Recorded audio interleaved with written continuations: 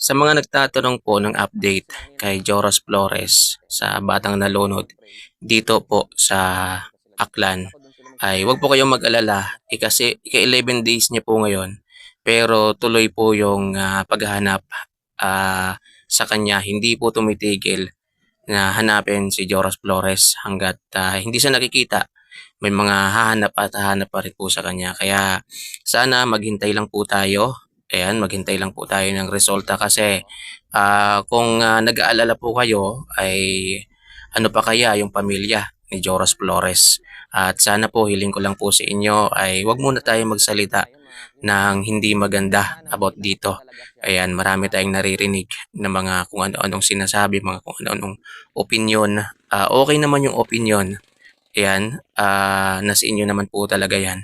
Pero sana wag po sana muna tayong magsalita ng tapos dahil hindi pa natin talaga alam lahat kung ano talaga yung totoong nangyari kay Joros Flores. Ang magandang gawin natin ay kung meron tayong pwedeng itulong, yan, kahit anong tulong po na malutas po yung pagkawala ni ah, Joros Flores ay gawin po natin. Yan, wag na po tayong magsalita na kung ano-ano. At sa mga tao na marami kasing naririnig ngayon mga kakyo, lalong-lalo yung mga tumutulong na kung ano-ano yung naririnig nila. Dapat nga magpasalamat tayo sa kanila dahil hindi sila tumitigil para mas maano tong kaso ni Joros. Yan, magawa ng para ma-solve yung kaso ni Joros. Kaya sana wag muna natin pangunahan yung investigasyon kasi lahat naman nag-iimbestiga naman. Lahat naman gumagawa ng paraan para makita si Joros Flores, hindi naman nagpapabaya. Yung mga rescuer, yung mga tao, yung mga individual na tumutulong dito. Ayan. So, yun lang guys. Normal lang po siguro na may mga iniisip kayong kung ano-ano. Pero kung ano man yung iniisip ninyo, sana isiisip nyo na lang muna. Dahil kung hindi naman siya talaga, hindi naman siya napatunayan, ay wag muna nating sabi yung mga ganyang bagay kasi hindi po maganda sa panahong ito yung panahon na dapat ay nagtutulungan, nagdadasal tayo na makita si Joros Flores. Ayan, so kasi ilang araw na rin. Sa katunayan, ngayon ang pang 11 days ni Joros Flores, 'di ba? So pero hindi pa rin tumitigil yung mga tao na hanapin siya. Ayan. So hiling ko lang pagpatuloy natin yung pagdadasal. Ayan. Kasi mas powerful po yung pagdadasal higit sa lahat. Ayan. At syempre yung mga taong tumutulong dito kay Joros Flores ay ipagdasal din natin na bigyan pa sila ng lakas, matibay na pangangatawan para makapagpatuloy sa paghahanap at ipagdasal natin na huwag silang sumuko hanggat hindi nakikita. Yun lang. Kung meron man tayong maitulong dito guys, pagdadasal malaking tulong na po yun.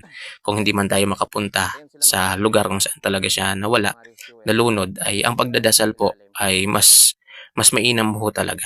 Ayan, pagdasal natin lahat ng tumutulong, lahat ng gumagawa ng paraan para mahanap si Joros Flores ay ipagdasal natin. Yun lang naman talaga yung gagawin natin na iwasan muna natin yung magsabi ng kung ano-ano. Yan, normal lang po yan pero yeah, ano na lang, kumbaga common sense na lang na kung sa tingin mo yung sasabihin mo ay hindi maganda at ikasasama ng iba ay wag mo na lang ipagpatuloy. Yun lang po.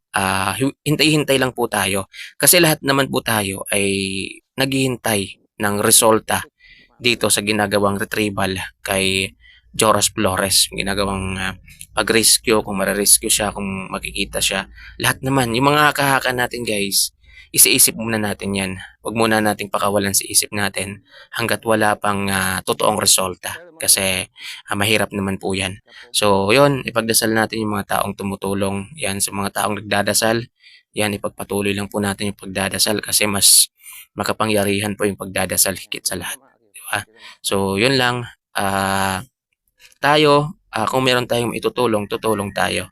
Yun lang. Kung kahit anong klaseng tulong, yan, may mga nalalaman kang lugar na pwedeng puntahan ng katawan. Yan. Pwede nyo yung i-message yung mga rescuer na mga kakilala ninyo para mapuntahan.